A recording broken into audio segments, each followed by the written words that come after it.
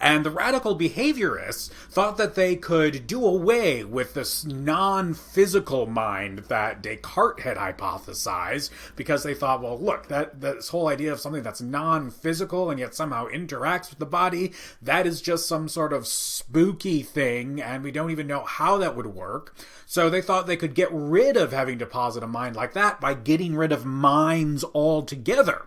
So their hypothesis was, look, we can explain how it is that humans and other animals behave without supposing that they have any beliefs or desires or thoughts whatsoever. We can explain everything in terms of just physical stimuli and physical responses. So they thought they could explain behavior in terms of this law of effect, which just said, look, behaviors, physical behaviors of bodies that are followed by rewards will become more likely, and physical behaviors that are followed by punishments will become less likely. You don't have to talk about people behaving a certain way because of what they think or feel or desire or believe. None of that stuff exists. No thoughts, no beliefs, no desires, no mind necessary.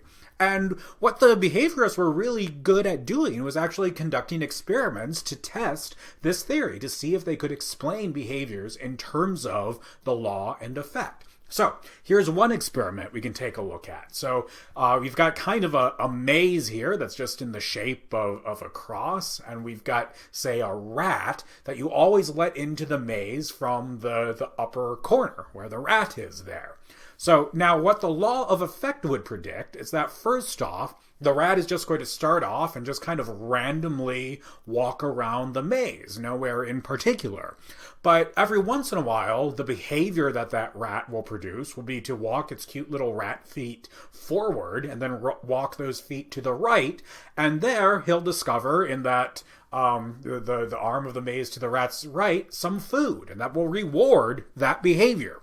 So the behavior of moving the rat's feet forward and then moving those feet to the right, that behavior keeps getting rewarded. So according to the law of effect, it will start becoming more and more likely.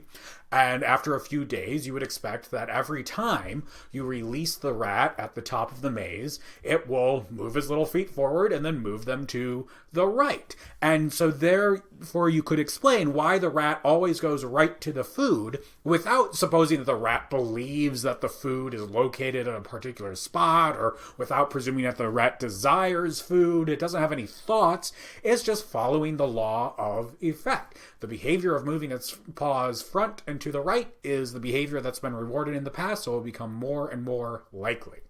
Now, this theory, this hypothesis of the law of effect, will also make a really interesting prediction. So, suppose that after you let the rat do this for a couple of days, you then switch things up a bit, and instead of releasing the rat from the top of the maze, you release the rat from the bottom of the maze. Now, the law of effect, remember, would say the behavior that has been rewarded in the past has been the rat moving its little paws forward and then to the right. So that is the behavior that should be most likely when you release the rat at the bottom of the cross there. So what the behaviorist would predict is that when you release the rat at the bottom of the maze, what it would do is follow the arrow and go forward and then to the right, which would take it into the end of the maze that doesn't have any food. Whereas an alternative hypothesis might say, well, gosh, you might suppose that the rat actually does have a mind, and the rat has a belief. It has a belief that the food is located at, say, the western side of the maze, and it has a desire to get that food, and so it's going to act on that desire. And so it reasons, okay, well, I believe that the food is in the western end of the maze, so when I'm released from the north side of the maze, I have to turn to the right to get it, but when I'm released from the south side of the maze, I have to turn to the left to get it. So if we posit that the rat has a mind with beliefs and desires, we'd hypothesize that the rat would go, when released from the bottom, go straight up and then to the left to get to the food, whereas the behaviorists predict, no, the rat would go straight up and then to the right, because turning to the right has always been the behavior that's been rewarded the most. Now, fortunately for us, a couple of really cool middle school students decided to actually run this experiment with their pet rats. So let's see what happened. Here's the video they took. So you can see that we've got the maze set up there. They're starting out on the first day here, releasing the rats from the top end of the maze. And you can see, just as we'd expect, the rats are just kind of, they're kind of going around at random. Oh, they found the food there, it looks like. So that behavior of moving straight and to the right has been rewarded once, but, you know, it hasn't been rewarded all that much. So they're still just kind of going around randomly. So now let's fast forward a couple days and see what their behavior looks like after having a couple days to get released from the top of the maze there, and get rewarded with behaviors that take them to the right. So I think this should go to, about day 5 or so.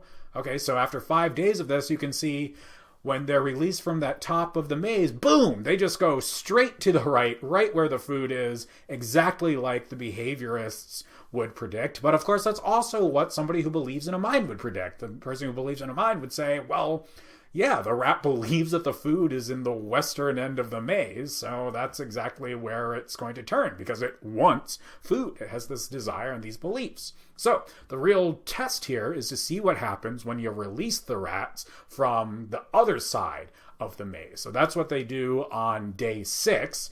Now, for some reason that I don't fully understand, they totally changed the orientation of their video. So they used to be releasing the rats from up here, and we saw there that the rats would go down and then to the right where the food is.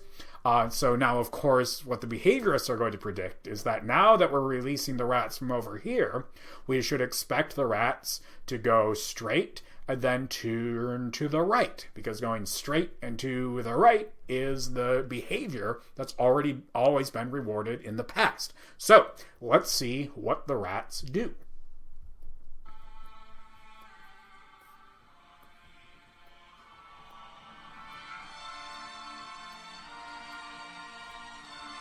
What?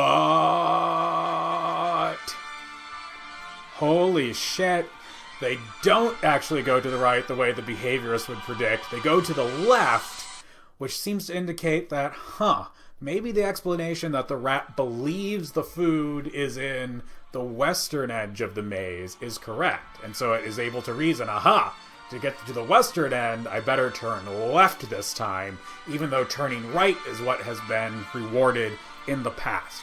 So this is just one example of one of the many ingenious experiments the behaviorists used to think up their, or to test their idea, but it turns out that, in the end, they ended up proving it as inadequate to explain rat behavior, let alone human behavior. So that's why Fodor says, this behaviorist thing that we just don't have minds, it kind of fell by its own very ingenious ways of testing it. So that's why Fodors and others start championing this idea that, yes, we do have beliefs and desires, but we don't want to think that those beliefs and desires are spooky, non-physical things, the way that Descartes thought.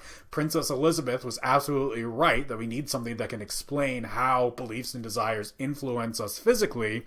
So they light on this idea that beliefs and desires are states of a computer program, and in the case of human minds, those states of the computer are being run on neural tissue in our brains. And that's the functionalist approach that Fodor articulates.